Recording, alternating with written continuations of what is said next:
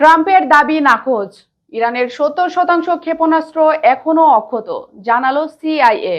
যুক্তরাষ্ট্র ও ইসরায়েলের কয়েক সপ্তাহের তীব্র হামলা সত্ত্বেও ইরানের সামরিক সক্ষমতা নিয়ে চাঞ্চল্যকর তথ্য দিয়েছে মার্কিন কেন্দ্রীয় গোয়েন্দা সংস্থা সিআইএ।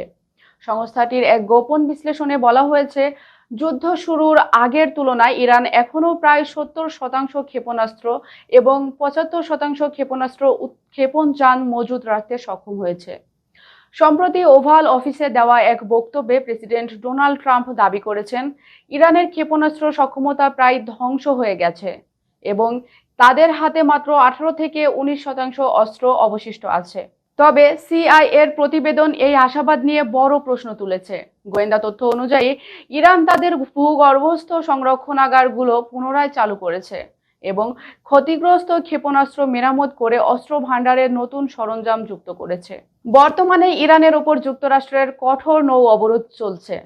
হোয়াইট হাউসের মতে এতে ইরান প্রতিদিন $50 কোটি হারাচ্ছে। তবে সিআইএ বলছে, প্রবল অর্থনৈতিক চাপের মধ্যেও ইরান অন্তত ৩ থেকে ৪ মাস অনায়াসেই টিকে থাকতে পারবে।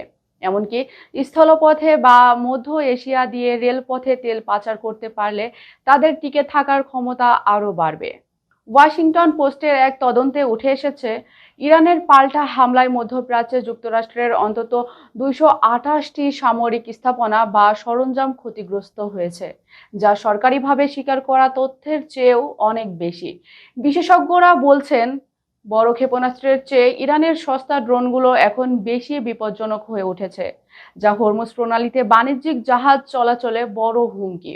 ইসরায়েলি গোয়েন্দা সংস্থার সাবেক কর্মকর্তা ডেনিস সিট্রিনোভিচ সতর্ক করে বলেছেন, সামরিক সাফল্য সত্ত্বেও এই যুদ্ধ যুক্তরাষ্ট্রের জন্য কৌশলগত ব্যর্থতা হতে পারে। তার মতে, ইরান আত্মসমর্পণের বদলে উল্টো আরও কঠোর ও আত্মবিশ্বাসী হয়ে উঠেছে। উল্লেখ্য, গত ২৮ ফেব্রুয়ারি শুরু হওয়া এই যুদ্ধে ইরান তাদের শীর্ষ নেতাদের হারালেও এখনও ইউরেনিয়াম সমৃদ্ধকরণ বন্ধ বা হরমুজ প্রণালী খুলে দেওয়ার বিষয়ে ওয়াশিংটনের শর্ত মানতে অস্বীকৃতি জানিয়ে আসছে।